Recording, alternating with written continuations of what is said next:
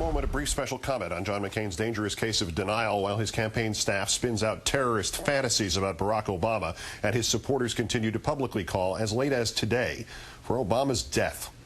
This sprung from our usually more benign feature. Today, our fourth item on the countdown, the most outrageous or untrue things said by or on behalf of the Republican presidential nominee, McCain in the membrane. Number 3, Virginia is for exaggerators. The McCain campaign announced that 25,000 people had attended the senator's event at the Virginia Beach Coliseum in Virginia Beach yesterday. 2 problems. The Virginia Beach Coliseum has a maximum capacity of only 16,000, and the Virginia Beach Fire Marshal's office told local news organizations that its official estimate of that crowd was 12,000. Number 2, more trouble with math. I mean, honestly, how would you like to be McCain spokespeople Tucker Bounds or Nancy Pfotenhauer right now? They hint all weekend there's going to be a new economic stimulus program announced Monday. Come Monday, nothing. So then it was Tuesday, maybe. So this morning, there it was, apparently rushed out, and I mean rushed. Here's poor Pfotenhauer on with Contessa Brewer this morning. How much does the McCain campaign expect it to cost, and how's he going to pay for it?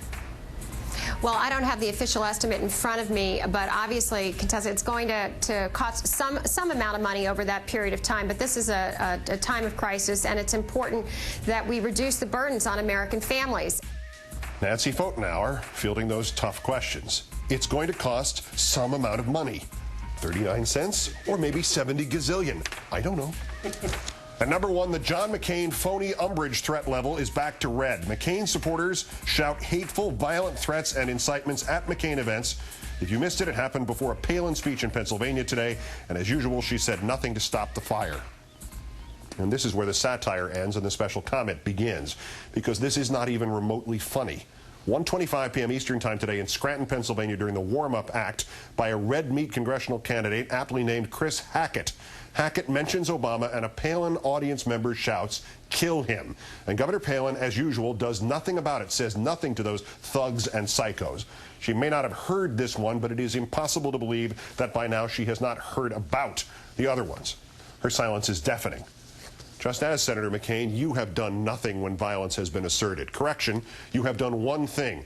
Asked why in real time you do not repudiate this hatefulness, you act as if you are its victim.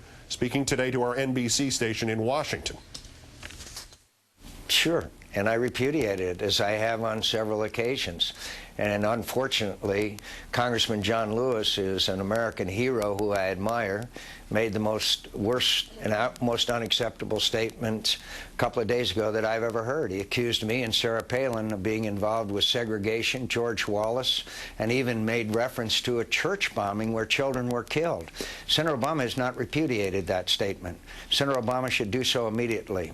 It's the most outrageous thing that I've heard since I've been in politics, which is a long time. It's disgraceful. Disgraceful? Obviously, Senator, you haven't heard your own speeches or Governor Palin's and what people shout during them. And you haven't heard your state GOP chair in Virginia, Jeffrey Frederick, giving talking points to 30 of your field operatives heading out to canvass voters in the town of Gainesville, with a reporter present telling them to try to forge a connection between Barack Obama and Osama bin Laden to emphasize bombings and terrorism. And you haven't heard those volunteers. Your volunteers, Senator McCain, shout back, and he won't salute the flag. And we don't even know where Senator Obama was really born. Senator McCain, these people are speaking for you. And how dare you try to claim Congressman Lewis was linking you to Governor George Wallace's segregation. He was, in fact, linking you aptly, sir, to Governor George Wallace's lynch mob mentality. As public figures with the power to influence and persuade, said Congressman Lewis, Senator McCain and Governor Palin are playing with fire. And if they are not careful, that fire will consume us all. Senator McCain, your supporters at your events are calling Obama a terrorist and traitor and are calling for him to be killed. And yet you keep bringing back these same rabid right-wing nuts to deliberately stir these crowds into frenzies. And then you take offense when somebody who remembers the violence of our political past calls you on it. You, sir, are responsible for a phalanx of individuals who are shouting fire in a crowded theater.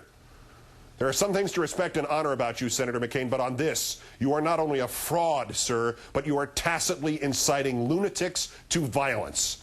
If you want to again grandstand and suspend your campaign, here is your big chance, sir. Suspend your campaign now until you or somebody else gets some control over it, and it ceases to be a clear and present danger to the peace of this nation.